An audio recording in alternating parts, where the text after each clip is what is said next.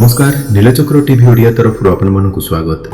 जटणीर एही पवित्र स्थान रे चलीथिला एमिति एक आध्यात्मिक महोत्सव जेउठारे सुनिबाकु मिलिथिला हरिनामर दिव्य ध्वनि। चलंतु आमे समस्ते मिसी एही भक्तिमय परिवेश को अनुभव करिवा।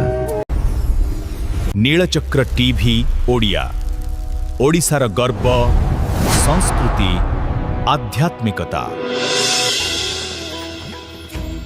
आमे पहुँचीथिलु श्री गुरुकुल आश्रम गोलोकधाम श्रीहरि विहार जटणी जेउठारे पालित होतिला पवित्र श्रीमद् भागवत पारायण गीता यज्ञ और नाम संकीर्तन।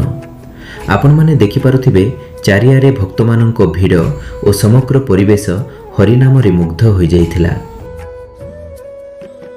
गीतार श्लोक अच्छी यज्ञ व्यतीत जी जो काम करे से बंधन रे पड़े। यज्ञ अर्थात कर्मण अनत्र लोक अयं कर्म बंधन तदर्थम कर्म कौंतेय मुक्त संग समाचार। ये गोटे तृतीय अध्याय गोटे श्लोक अच्छी यज्ञ न कले लोक निश्चय बंधन रे पड़ो। यज्ञ लोक भूलीगले बहुत जगह बंद बांध हो आमर परम सौभाग्य जे महाराज केशवदास महाराज सेटा को चालू रखिंट एवं यज्ञ से रेगुलार ही करुँच। तेणु यज्ञ जो मैंने करती ताकू जी सहयोग करती एवं जी आयोजन करती जी शुणती समस्तଙ୍କର पवित्र हुए।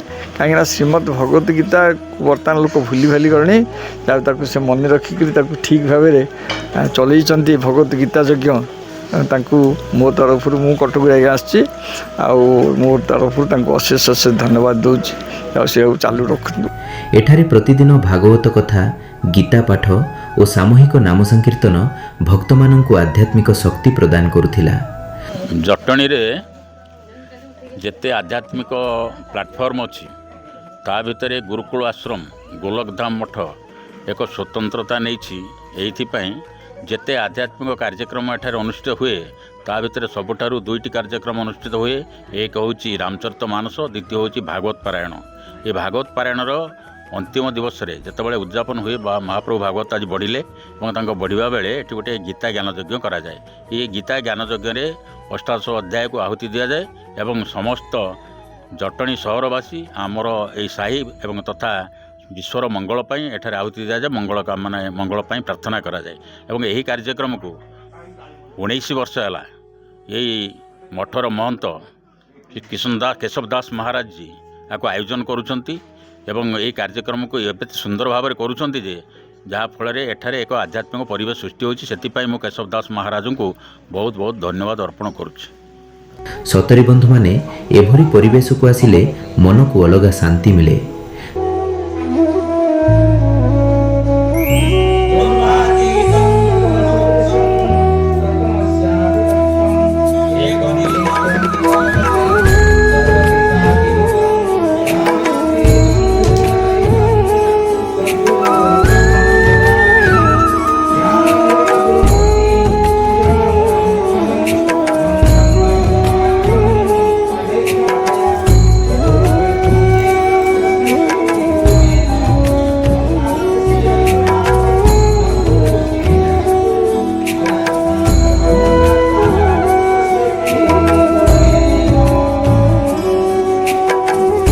जय जगन्नाथ। आज महापवित्र दिवस श्री फगु दशमी दिन श्री जगन्नाथ मंदिर प्रतिष्ठा दिवस एवं आमर मध्य जन्म दिवस दीक्षा दिवस ए मठर 19तम वार्षिक उत्सव। यही अवसर में 7 दिन व्यापी श्री भागवत पारायण चली। आज उद्यापन दिवस रे वर्तमान गीता यज्ञ उद्यापन है एवं तापर संध्या बेले माँ मान द्वारा नाम संकीर्तन अनुष्ठित हम। एठी आमर प्रतिवर्ष हजार हजार श्रद्धालु आसिक दर्शन करती प्रसाद पाती। एक अपूर्व परिवेश सृष्टि हुए जहाँ फल एक आध्यात्मिकता जागरण सृष्टि होछि। समस्त भितर भक्तिभाव जागृत होछि। समस्ते बहुत आनंद अनुभव करछंती। यही आमर श्रेष्ठता जहाँ हो आमे जटणीवासी आमर जगन्नाथ कॉलोनी समस्ते उपकृत होउछंती। ଏଇଥିରେ ଆମେ ସମସ୍ତେ ଖୁସି। ଏତିକି କହି ମୁଁ କଥା ବକ୍ତବ୍ୟକୁ ସାଙ୍ଗ କରୁଛି। ଜୟ ଜଗନ୍ନାଥ।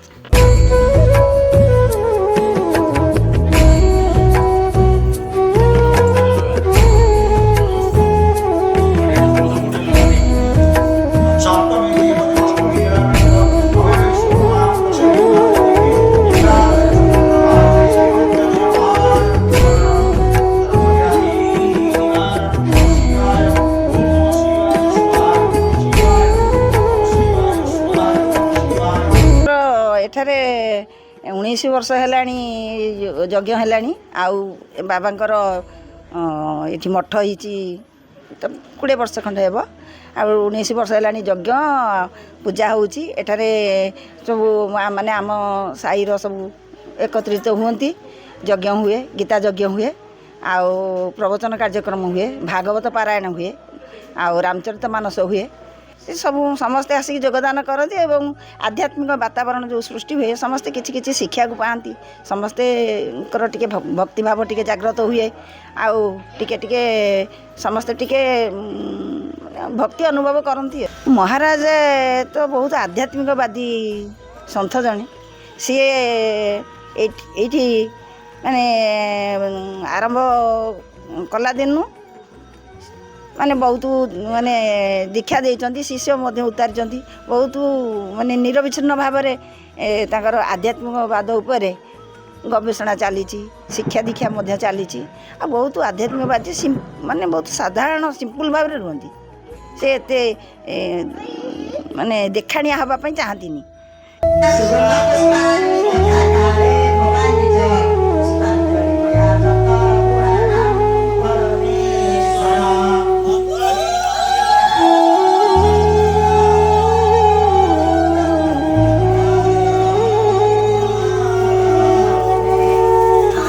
ଯଦି ଆପଣମାନେ ଏଭଳି ଧାର୍ମିକ ଓ ଆଧ୍ୟାତ୍ମିକ ଭିଡ଼ିଓ ଦେଖିବାକୁ ଭଲ ପାଆନ୍ତି ତାହେଲେ ଚ୍ୟାନେଲକୁ ସବସ୍କ୍ରାଇବ୍ କରନ୍ତୁ ଓ ବେଲ୍ ଆଇକନ୍କୁ ନିଶ୍ଚୟ ପ୍ରେସ୍ କରନ୍ତୁ। ଜୟ ଶ୍ରୀକୃଷ୍ଣ।